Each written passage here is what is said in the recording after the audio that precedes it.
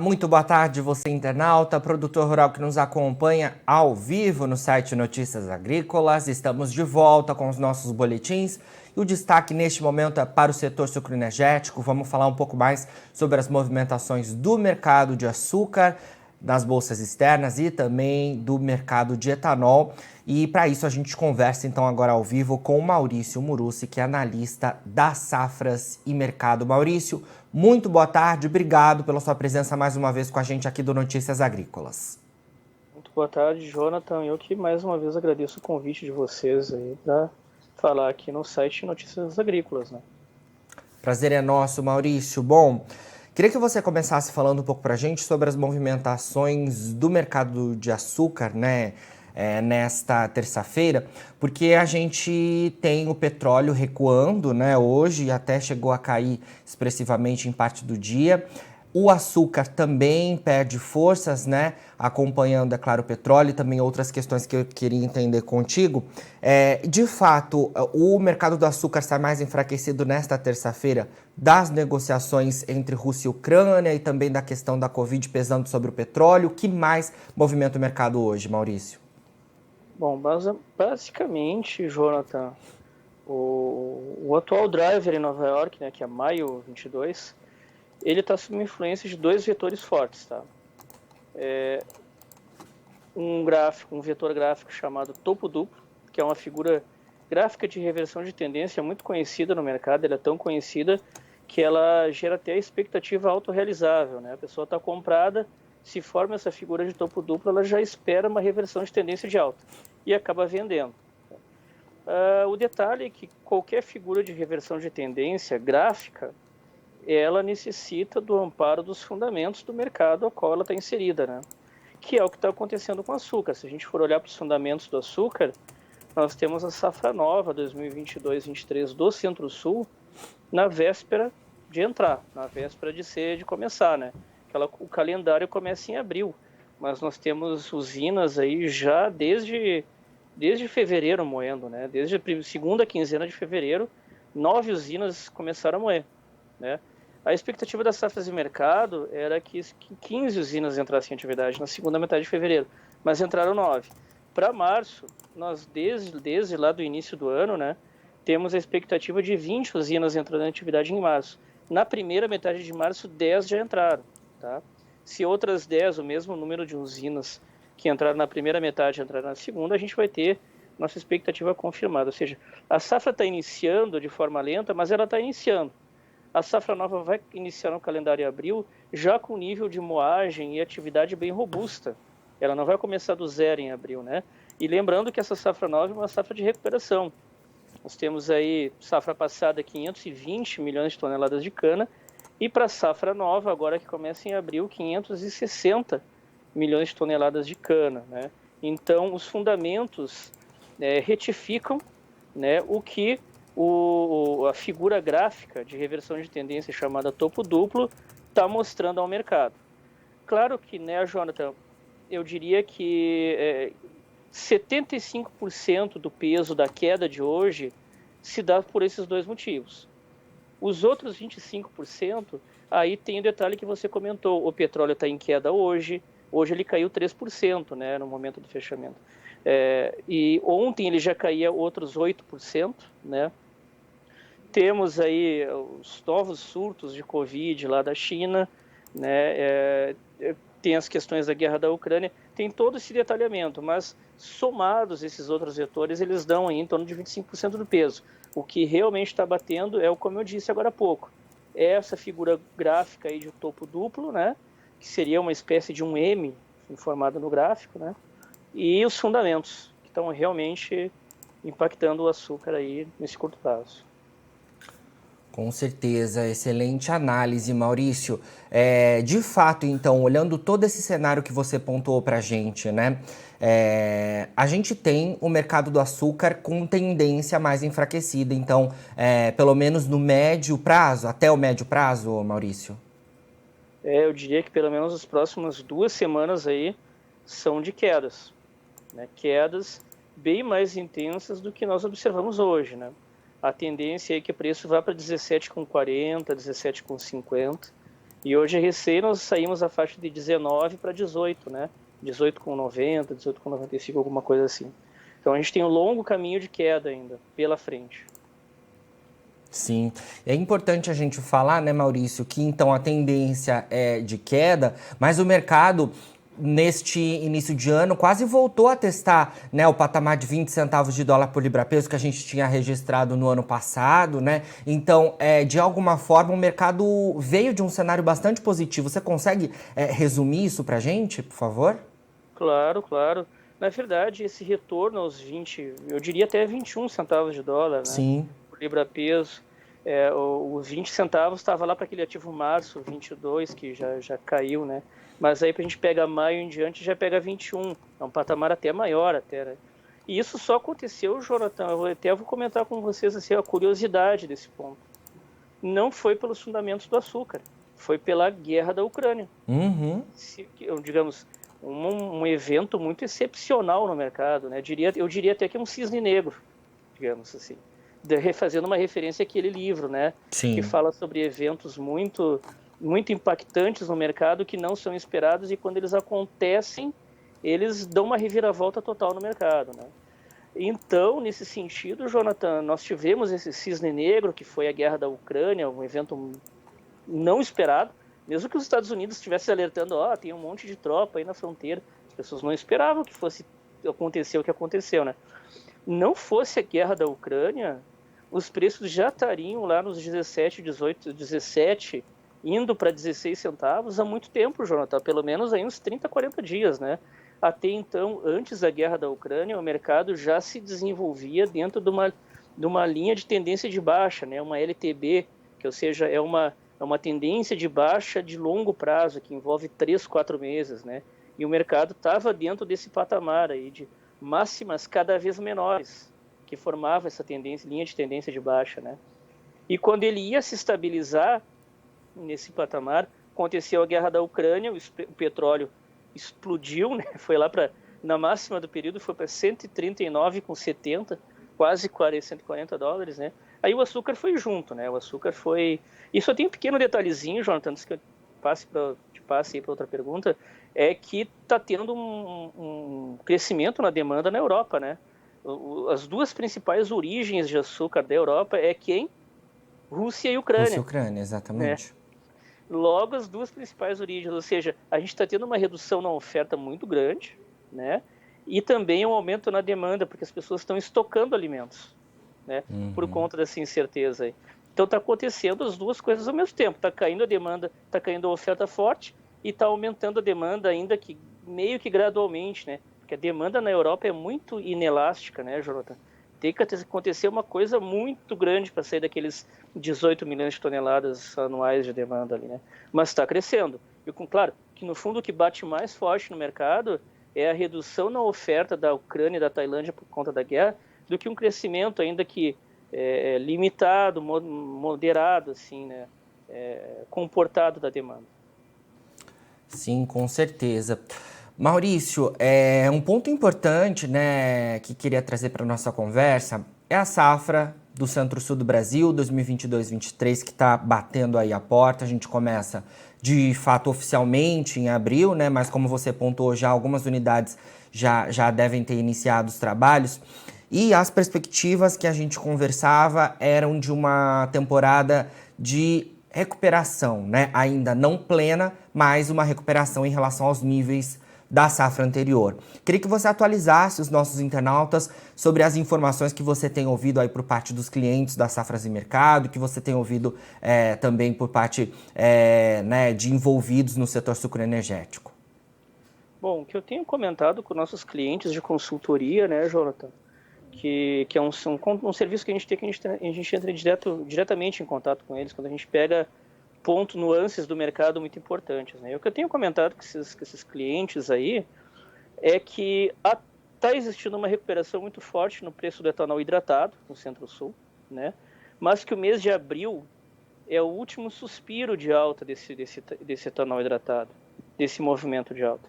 A partir de abril não vai ter clima de mercado, não vai ter condição de mercado para esses ganhos que nós temos vistos visto nas 2 últimas semanas e também nessa que está iniciando de forma ainda mais intensa, né? Esses ganhos, essa condição de mercado de valorização do hidratado não tem condição de se manter muito a partir da segunda quinzena de abril, tá? Por quê? Essa valorização tá baseada, ela está sustentada na recuperação da demanda do hidratado, tá? Isso foi outra expectativa das safras de mercado, que a gente conseguiu ter um nível de assertividade bem intenso, né? A gente esperava que em fevereiro a demanda fosse 1,13 bilhão de litros para hidratado no Centro-Sul e veio 1,10. A gente errou ali por 0,3, tá? E para fevereiro. E para março nós esperávamos uma demanda de 1,3 bilhão de litros, né? E os dados da Única, que vieram agora, segunda-feira agora, os dados da Única, né? Acusaram vendas ali de pouco mais de 600 milhões de litros de etanol hidratado no Centro-Sul, que projetados para a segunda quinzena dá 1,24 bilhão, tá? Está um pouquinho abaixo da nossa expectativa de 1,3, né? Os dados da Única sugerem 1,24. Mas a gente não pode esquecer, Jonathan, que em março é um mês que tem dias a mais, tá? Sim. Então temos uma amostragem estatística maior nesse sentido. Além disso, pelo menos até semana retrasada, a competitividade estava sendo ampliada nos 4 estados em que ela é válida. Ou seja, isso puxa mais a demanda ainda por cima, né? Então é possível que, pela amostragem maior de dias de março e pela vantagem que o hidratado está conseguindo manter desde o final de fevereiro até agora, sobre a gasolina, esse número de 1,3 bi se confirme. A gente vai ver daqui até o próximo relatório da Única, né?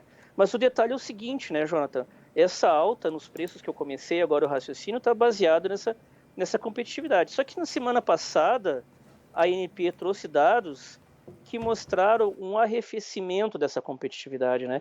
Esses 4 estados, eles continuam com níveis de competitividade válida para o hidratado, mas não tão intensos quanto antes, né? Então houve um recuo na vantagem. E isso é perigoso, esse recuo na vantagem, porque ele pode afugentar a demanda que está vindo exatamente por essa retomada da vantagem do hidratado sobre a gasolina, que não existia desde abril do ano passado, né? Abril de 2021.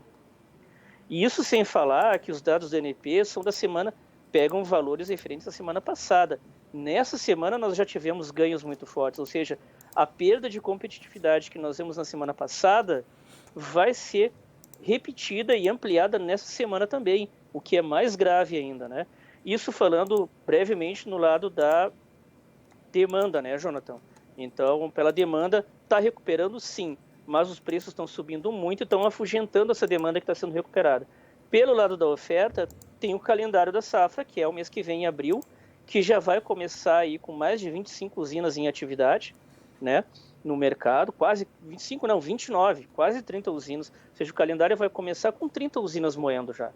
Não é pouca coisa, vai ter oferta nova. Lembrando que os estoques, tanto de anidro quanto de hidratado, pelo menos até o início de março, estavam 39% acima do ano passado, ou seja, o estoque está tranquilo, o estoque não é um problema, e já está entrando o produto da safra nova, ou seja, quando chegar em abril, esses dados de competitividade estiverem saturados porque o preço está subindo na usina, vai chegar um momento em que a demanda começa a recuar, exatamente no momento em que a oferta começa a aumentar também. Aí vai somar os 2 vetores de peso contra o hidratado, oferta aumentando forte e demanda recuando porque já não tem mais competitividade, porque a competitividade está sendo perdida, né? A não ser que a gasolina suba novamente, o que recém teve uma alta aí de quase 20%, o presidente da Petrobras novamente foi demitido, né? Então a gente não espera um ganho tão forte na gasolina tão cedo, ainda mais se a gente lembrar que o petróleo está caindo, né, desde a semana passada. Sim. Então esses fatos aí se somam, Jonathan. Com certeza. Maurício, você pontuou em relação às unidades produtoras, né, que iniciam oficialmente a safra em abril agora, mas os trabalhos, né, em algumas unidades já tiveram início e a gente deve começar a safra realmente a todo vapor assim que o mês de abril se iniciar. Como é que fica o potencial para alguma alteração das usinas em relação ao mix e como é que as safras vê o mix dessa temporada 2022-23 aqui no Centro-Sul do Brasil? Porque tivemos muitos componentes, né, impactando aí dos dois lados, né? o açúcar e também o etanol aqui no Brasil? Jonathan, bem como você falou, tivemos muitos componentes, né? É um jogo de xadrez, né? A gente tem a rainha, a gente tem o bispo, a gente tem a torre, a gente tem os cavalos, todo mundo se movimentando ao mesmo tempo, Sim. né? E o legal é tentar pegar todas essas informações embaralhadas, organizar elas e fazer ter algum sentido no mercado, né? Que também é fácil, para a gente pelo menos é fácil, né, Jonathan? A gente não mudou ainda o mix de produção, a gente está esperando ainda 53% para o etanol hidratado, né, e o restante ali para o açúcar, né. Essa elevação de 53%, ela vinha de uma estimativa anterior de 51%, e aconteceu depois da alta na gasolina, né, da recente alta que eu comentei agora há pouco, de 19,7%, quase 20%, que custou o emprego do presidente da Petrobras, que era o que todo mundo já esperava já, mas essa elevação permitiu o etanol hidratado subir e as usinas calibrarem o mix, tá, para 53% na média da safra, tá, na média da safra como um todo. Claro que eu comentei agora há pouco, petróleo, preço subindo, competitividade conquistada em xeque, né, porque com essas elevações não tem como manter ela. Temos todos esses vetores assim, mas ainda é cedo para dizer que as usinas vão reduzir o mix. Elas ainda estão apostando ainda na alta na demanda do hidratado, que efetivamente está acontecendo no mercado, né? É um fato presente, agora a demanda está forte. Agora, quando esses preços mais altos da usina chegarem nas bombas daqui a 10, 20 dias, o cenário pode mudar. Aí dá tempo para o mercado também ele ver que a competitividade, que não era válida desde abril do ano passado, está sendo novamente perdida, aí o mercado recua. Então vai conseguir ter ainda, mesmo que a competitividade seja parcialmente perdida, ela tem chances de ser retomada. Até porque se ela não cair pela queda, se o preço não cair pelo recuo na demanda, ele vai cair pela ampliação na oferta, né? Isso é certo. Então a safra vai começar e, como a gente sabe, né, as usinas estão carregadas no mix do etanol. O etanol hidratado, frente ao açúcar de Nova York ontem, remunerou 23% mais com os preços de ontem, né? Isso aí é uma beleza para a usina aí que está apostando o seu mix no etanol hidratado, né, nesse sentido. Então, por isso, Jonathan, rapidamente, que a gente ainda não revisou, porque o cenário está deteriorando sim, mas ainda dá para corrigir e voltar atrás.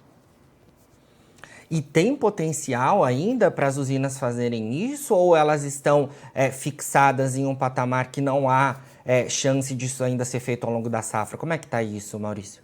Aí depende do perfil de cada usina. Tem usinas que realmente têm esse perfil. Eles fazem a fixação da safra inteira, não só dessa que está começando, mas da próxima, né? E aí acabam engessadas ali naquele mix que elas têm que cumprir o ano inteiro. Mas tem outras não, tem algumas que não têm. Então existe essa possibilidade ainda. Claro que marginal, né, Jonathan? Então por mais que haja alguma mudança de cenário, elas queiram ampliar o mix, esse mix de 53% não vai passar de 55%. Na mais elevada das probabilidades, né? Ele pode crescer a 54%, no máximo 55%. Mais do que isso não, porque, como você já disse, usinas estão com o head feitos já, como eu falei agora há pouco, não apenas para essa safra, mas para a próxima também, em 15% a 20%, né, Jonathan? Então já é um patamar bem elevado. Certo. Maurício, olhando à frente, né, o que podemos trazer aqui de alguma forma de posicionamento, né, para os produtores que nos acompanham no cenário do mercado de açúcar e de etanol? Quais são os destaques das safras que o produtor deve estar atento aí com essa safra batendo a porta? E, claro, é muito importante, né, as informações relacionadas à guerra entre Rússia e Ucrânia, com possibilidade de cessar fogo, negociações de alguma forma sendo mais esclarecedoras e um cenário de cessar fogo um pouco mais claro. O cenário de cessar fogo é petróleo abaixo de $100, né, de volta aos $90. Basicamente isso, cessar fogo. Aí é muito difícil a gente pegar e esperar um recuo tão forte nos preços da gasolina aqui no Brasil, porque a tendência que a gente observa é o que já é conquistado dificilmente é devolvido, né? Sim. Então, a não ser em termos marginais, eu estou falando do preço da gasolina. Então a usina, por mais que o petróleo caia, a usina ela vai estar relativamente garantida com o que já foi conquistado até agora da gasolina, salvo algum ajuste marginal. Até porque o posto geralmente não recua tanto assim. Ele recua o mínimo do mínimo, né? Então, nesse lado, a gasolina ela tem uma relativa, entre aspas, garantia, né? Nesse sentido. Agora, o destaque mesmo é o quanto a safra nova vai se recuperar.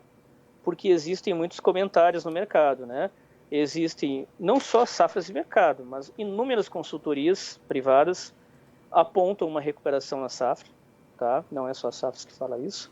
Mas se a gente fala com produtores, principalmente produtor independente, tá? Eu não digo usina, digo produtor independente. Eles dizem que a recuperação não é isso que está acontecendo. Não é isso que as consultorias privadas estão estimando. Isso é um relato muito comum entre produtores independentes. Claro que daí a gente tem que balizar as informações, né? O nível de sensibilidade de cada informação, a fonte de cada informação, a gente tem que balizar isso aí. Por enquanto, o consenso no mercado vai em linha exatamente com o que os produtores independentes estão dizendo, né? A safra anterior à quebra era de 605 milhões de toneladas. Quebrou para 520 e a nossa estimativa de recuperação não é de volta para 605. É 560, às vezes vai aqui para 568, né? Alguma coisa assim. Ou seja, recuperou, mas não recuperou tudo. E aí dá a gradualidade, né, do que os produtores independentes têm falado e têm alertado, né? Embora o nível de pressão pareça ser bem mais intenso do lado de lá, né, nesse tipo de informação. Por enquanto, nós, as Safras e Mercado, eu não tenho visto nenhuma outra consultoria privada revisar para baixo os seus números por conta disso. Lembrando que entre safra, agora o primeiro trimestre de 2022 foi bem chuvoso, uma coisa que nós alertávamos desde o final de outubro do ano passado, né? E se confirmou também. Excelente, Maurício. Olha, muito obrigado pelas suas informações por enquanto aqui no Notícias Agrícolas. Sempre que tiver novidades aqui, queremos contar com a sua participação no site, viu? Claro, eu que agradeço o convite. Podem contar conosco aí sempre que precisar. Obrigado e boa tarde. Boa tarde. Bom, conversamos então agora ao vivo com Maurício Morucci, analista de mercado da Safras e Mercado, e a gente falando um pouco em relação às movimentações do açúcar e do etanol. O açúcar bruto e o açúcar branco tiveram quedas expressivas lá na Bolsa de Nova York nesta terça-feira, quedas de mais de 2%, segundo o Morucci, né? Quedas acompanhando a questão gráfica, acompanhando também a safra nas origens e hoje o petróleo que caiu também expressivamente, é claro, pesando aí muito, porque aqui no Brasil a gente tem a possibilidade de as usinas produzirem ou açúcar ou etanol, né, no mix da safra, e isso influencia muito na decisão, né? O petróleo influencia muito na decisão, porque um petróleo mais barato impacta na gasolina, que também impacta no etanol, e, de alguma forma, também nessa decisão do mix entre ser mais açucareiro ou mais alcooleiro. Agora, na finalização dos nossos boletins, você encontra as nossas redes sociais, é só seguir a gente por lá para se manter atualizado sobre todas as informações do agronegócio brasileiro. E a gente segue com o nosso site no ar 24 horas, daqui a pouquinho também tem mais boletins ao vivo e você fica por aí. Notícias Agrícolas, 25 anos ao lado do produtor rural.